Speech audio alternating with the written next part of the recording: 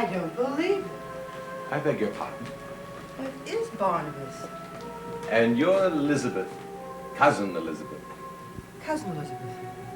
Yes, I guess I am. I apologize for coming without letting you know in advance. It's uncanny. What is?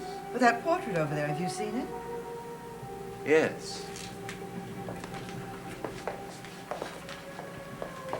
It's extraordinary, isn't it? Well, if it weren't for the clothes, well, forgive me for staring, but for the moment it seems as though I'd seen a ghost. Well, the likeness is remarkable. I can hardly believe it. The Collins blood always had a certain persistent strength. This is no way to greet a relative. Welcome to Collins. Thank you, cousin. Once I got into it after the second year and got with it a little bit more, a lot more than I did in the beginning. I knew my lines a lot better. I was indeed, like with Katharine Hepburn and others, when you first meet them, you think, oh, and I was like any other fan of anybody else. I mean, I know what a fan feels like because I have been a fan myself. And Joan was, and her sister, I used to see more of her sister actually than Joan herself. But I mean, I remember Joan Bennett. She was a blonde like her sister. She disguised herself with dark hair because she had to be a spy in the Far East or something, and she had to get a cover. And she was in this plot, and she never came out of it. She's kept the black hair for the rest of her career. But anyway, to work with her was a joy for one simple reason, that she had trouble with lines too, because she was used to having 6 months instead of a week to learn that equal amount of dialogue. So she was always asked. I was always looking for someone to help me with my lines, and she was doing the same thing. In fact, I think it was the very first weekend I was in the thing, we were caught onto each other. That she invited me over to her house, and I must say I was a nervous wreck going into her house, even in New York City. But she just wanted to just sit down and go over lines, and she was pleasant enough and everything. So we did. We just went over our lines, and it was a great help. But so we often. There's a good picture of us that's used a lot for publicity of the two of us sitting on the settee. I think Lewis comes in and sits with us. But you can see scripts because it's the rehearsal. And we're working with each other. And we used to constantly, or even go and hide in a corner, Joan and I, out of the way of the noise and the stuff whenever we could get off, start by ourselves and go over lines, because she had the big problem like I did. What motivated hers was different, but we were both having trouble with lines.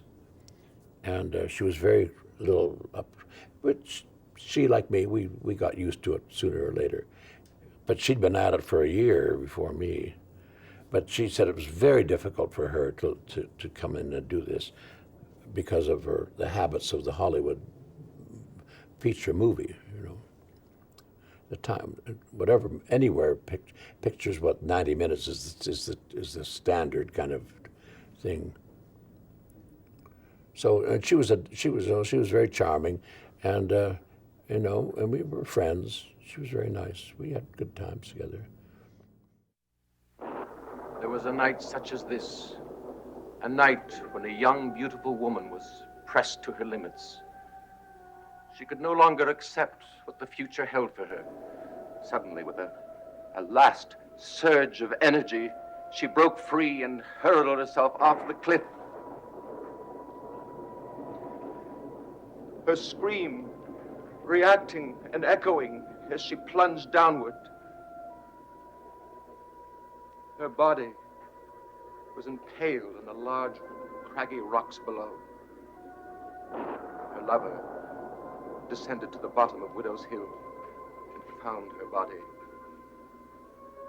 broken, lifeless, bloodless.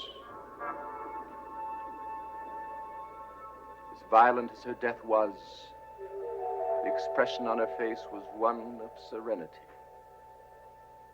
as if this were the best possible ending to her life. I don't want to hear any more. Horror. Yes, there's the horror of a guy with a gun ready to shoot somebody. Bang! That silly thing, the silliest bit of horror I ever saw in the movies was that thing that made such a big name years and years and years ago. You kids probably weren't even born. But anyway, it was that girl was as a Hitchcock thing, and she was killed in a shower. Well, I thought that was the silliest thing I ever saw in my life. God, it was to be the biggest horror film, and with that wonderful thing of the girl. I first of all, I knew it was going to happen. I mean, it was set up. So I think physical horror is boring. It just bores me to death. I don't get scared ever. I just get bored. As a kid, I was bored with it. Horror is people lying to each other and trying to kid themselves that they're, I mean, this inner evil this is the only kind of horror I can be scared of. Somebody telling a lie, to me, is more villainous than anything I can think of, more horrific than that. There was an element of being a liar in it. I mean, there are other complexities that, of course, go into it, like any other thing. But it's, to me, physical horror is just a bunch of people bashing each other. And as I say, that with Barnabas Collins, it was much more horrible for me to watch. I mean, I wasn't horrible because I knew it was me, but with the going in behind somebody, rather than this silly ta-dum business, it was the hidden, everything played within, and you let your personality come out or your message come out. It flashes, and you're back again. And you're playing indoors, inside, person to person, and not using the body as much as beyond the eyes. Well, yes, you're using the body, but it's not violent. Physical bashing around is a bore to me. And there's so much of it in the movies that just drives me up the wall. And car crashes. And car crash, I don't care if we can be 15 people with sprawled all over the sidewalk. It doesn't affect me at all, that kind of horror. It's somebody should know better, should have known better or something. I make judgments all of a sudden, or say, why bother with that kind of stuff? I didn't come here to be entertained by that kind of stuff. It's boring.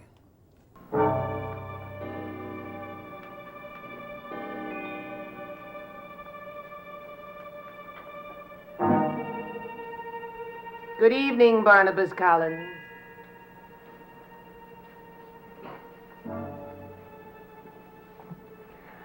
I've been waiting for you for a long time. A very long time. Have you? Yes, Why? because I know what you are.